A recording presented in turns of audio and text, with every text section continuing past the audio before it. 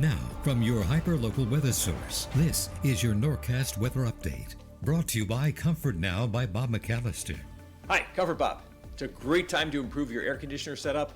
Give us a call. We have specials going on right now. Rebates, tax credits, it's all available. Check out our website, iwantcomfortnow.com. Hi everybody, meteorologist Brittany Trumpy here. I hope you are at home and just sort of hunkered down.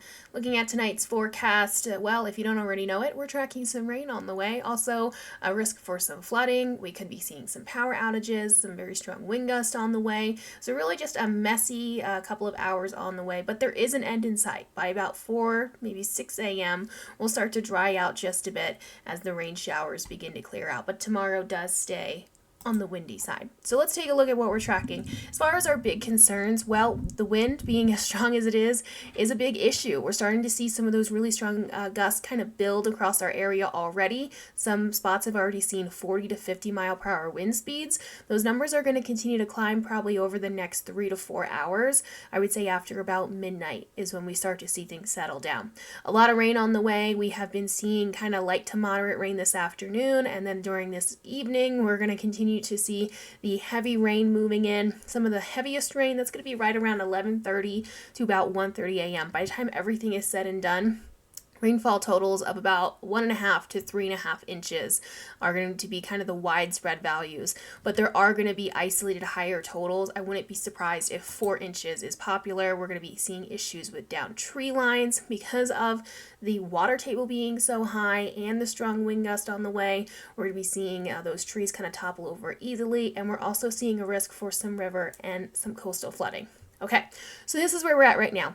Again, the low pressure nowhere near the East Coast. It's really not even going to travel towards our area, but that doesn't mean it's not packing a punch. You can see the widespread rain stretching all the way from Vermont, New Hampshire, down to just off the coast of South Carolina, almost stretching down towards Florida at this point. Here at home, like I said, the heaviest round of rain kind of right along that front, sort of a squall line setup, is going to be about 11:30 through till just after midnight. You can see that right here, that shading of the orange and kind of red.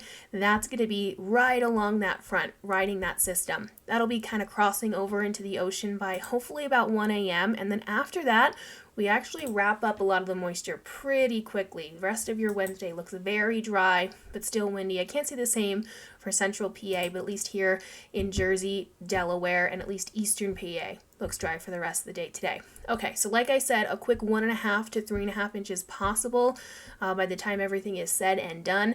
Higher totals up towards New York through Connecticut and Rhode Island. Southern New England also going to be seeing a lot of rain on the way. Flooding going to be an issue. They already did have a lot of flooding just a couple weeks ago. So this is going to be really not that helpful. We're going to be seeing close to almost 5 inches of rain for parts of southern New England. Coastal flooding is a bit of an issue with this system. Again, the stronger wind speeds, they're going to be predominantly onshore as far as their direction for the bulk of this evening and the overnight hours. It's not until about tomorrow morning that we start to see that wind direction shift. So what that means, a lot of water being pushed onto our coastline and into our bays and up the Delaware River. That's going to be an issue. Okay, so where we are seeing the biggest impact, rivers that are throughout New Jersey that are already sitting kind of high, rivers that feed into the Delaware along kind of that state line. We're going to be seeing some major flooding. The Delaware River is high, the rivers that feed into it are high, and there's going to be a lot of water that falls and just has really nowhere to go. Our next big issue, we're looking at an opportunity for moderate flooding throughout the bay. What that's going to do, really, like I said, we have that onshore flow, a lot of water being pushed up into the bay, really nowhere to go since the Delaware River is already sitting so high. So they're at a moderate risk for some flooding for northern Delaware and kind of down towards Salem County, south-facing Jersey counties heading towards the bay.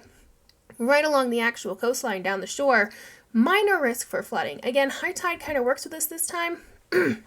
At the time when we see some of the stronger wind gusts and the heaviest rain is actually low tide, so that's kind of nice, that's convenient, that's helping us out a little bit. However, still a risk for flooding because, like I said, for pretty much the bulk of this system, we do have that onshore flow. So move your cars if you live on one of those streets that is prone to pick up a little bit of ocean water.